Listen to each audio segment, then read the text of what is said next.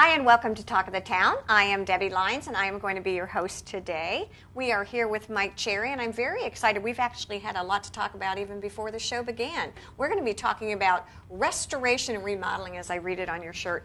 Paul Davis is not a name I'm familiar with, but I would love to talk, Mike, a little bit about what you do, because it's pretty important in this low country community. Yeah, we live in a swamp. Yeah, I like that. Yeah, we live in a swamp. Okay. Yeah. But tell me a little bit about Paul Davis. What do you all do? Paul Davis Restoration and Remodeling is a national franchise. We're actually the oldest national franchise is in the business of insurance restoration work. Okay. It was started in Jacksonville, Florida by, of course, Paul Davis. Mm-hmm. I believe it was 35, 40 years ago.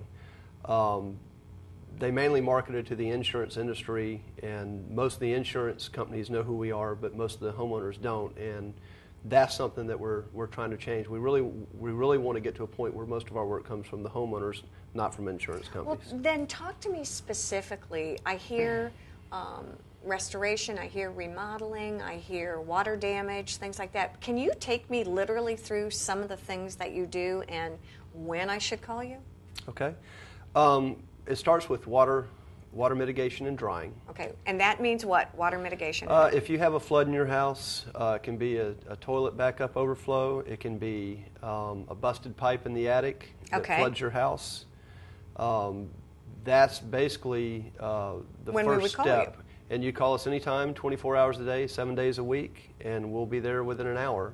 Can I ask you what may seem to be kind of a dumb question, but it's the one that popped into my mind, and that is, why would it be so important for me to call you? Why don't I just, put towels on the top of my floor and I'm done with it? Well, believe it or not, people actually do that a lot. But the problem with that is that you're not drying everything. And the bottom line is, and we see this a lot with your basic carpet companies, they'll come out after a large flood and they'll dry the carpet. Mm-hmm. But the problem is the walls are wet. The wood is wet in the walls. The insulation is wet. The trim is wet. Everything is wet. The wood floor is wet. It's wetter under the wood. There's water under the wood floors. It's all wet, and you can't just dry it with a towel because you're not truly drying it. And if you don't get it dry, within 3 or 4 days, of course, you have mold start to grow. And is mold a real issue, or can it also lead to rot? What are some of the things that can actually happen? Well, mainly it's mold. I mean, rot takes a tremendous amount of water staying there for a long period of time. Okay. Most wood really doesn't start rotting for 3 to 4 months. Oh, so I'd had 3 to 4 months before it would get bad. Well, and eventually it will dry on its own, especially if you're using an air conditioner, because air conditioners do pull humidity from the air. So eventually it would dry on its own. It's just you want to speed that process up to avoid the mold growth. What does it look like? How do you actually do it? I mean, well, is it a team that comes in? It is. It's a group, and we don't do mitigation with subcontractors or anything. They're all our employees, and we screen all of our employees. We have background checks for all of our employees. Well, you said you were really excited, too, because you have such well-trained employees. Well, we spend a lot of money on it, and it costs money to have well-trained employees. We send them to there's different certifications, which is the IICRC, and before you can go to the advanced structural drying class, you have to have those certifications. And every time you send an employee for 3 or 4 days, out of town to be trained, and you truly don't learn to dry a house until you go to the advanced structural drying, and that's where you really learn to dry. The IICRC certifications are nice and they look good on your uniforms, but the true drying comes when you start learning the ASD. You're an electrical engineer. I am. Were you surprised by the technical acumen you needed and by the process and procedures that you really needed to know in order to do something like this the right way? I was surprised about the water, and honestly, I really didn't learn to dry until I went to the school. But truth be told, our best dryer is Gary Stecky, is one of our employees, and he's our best guy because he does it on a daily basis. Okay. And you can learn a lot in school, and you can learn a lot in class. We actually flood, you flood houses and you dry them. And they have them in a big building, and that's how we learn to dry. But he does it every day, and he learns little techniques that honestly I don't even know. So it would be different drying if there was a toilet overflow, just different materials how to dry it, or what is the? Well, water is treated, and this basically comes from the IRCRC, but the water is treated in different categories. There's water, there's brown water, and there's black water. Okay.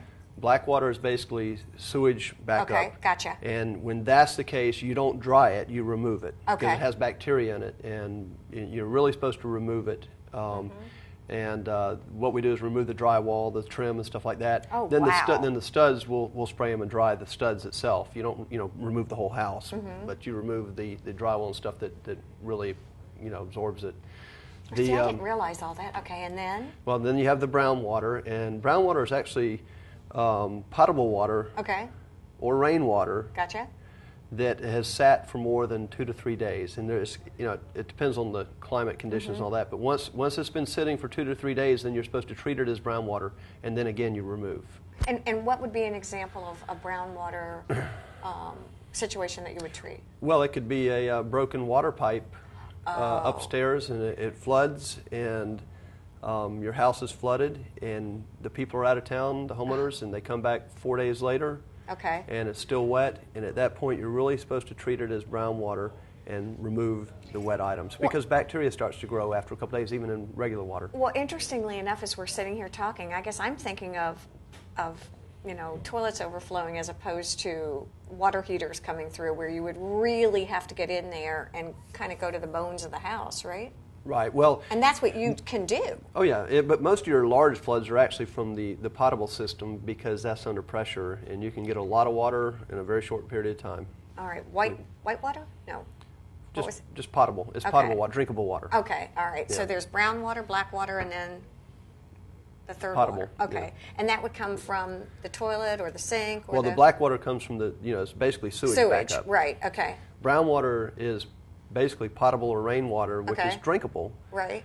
That's sat for 3 days or so. Okay. And at that point, then you're by ICRC guidelines, we're supposed to treat it as brown water, and then we remove and then dry the structure. By law, is an insurance company supposed to pay for that? Is that the responsibility of the homeowner? How does all that work? Usually, honestly, I've never seen where the insurance companies do not pay for that, unless it's caused by a flood or something. But truthfully, I'm not an insurance expert in policy. Right, that's not your area. Right. Every policy is different. Floods will not sometimes be covered, but that's just what I've seen. Mike, at what point do I actually need to call you? Because one of the goals today is for all of us to know when we need to call you. At what point in time does it make sense to get help and assistance? Well, from a water damage standpoint, you need to call immediately, because how long it takes to dry is based on how long it sits.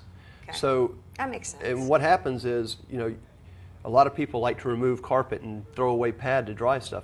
The truth of the matter is, the carpet and the pad are the easiest thing to dry. Okay. But you can dry insulation inside walls, you can dry studs inside walls, because what you find about water is that it tries to reach an equilibrium. Okay. So if I can dry the air inside a room and pull the moisture out of it, then it basically, the walls, the water starts coming out of the walls, and you use fans, and the fans actually makes the water, it moves the air so that you don't have a surface of humidity that stays there that slows down the process. You like what you're doing, don't you? Well, believe it or not, I'm not the best in our company. Gary's our best, and he's better than I am. And he uses heat, and he has all sorts of little tricks that honestly I don't know, because I'm not out there doing it every day. But you can dry without removing anything, but the key is to get there quickly. And we'll tell you, if we can get there within 12 hours of when the water leak happened, we'll dry it in 3 days. Oh, and on that note... If we don't, then we'll do the rest for free. And you'll find bills around here for people who have been drying for 8 days, and all that tells me is that they probably don't know what they're doing. Oh my gosh, you're good. You need to come back and talk more often. Stay with us. We'll be right back here on Talk of the Town.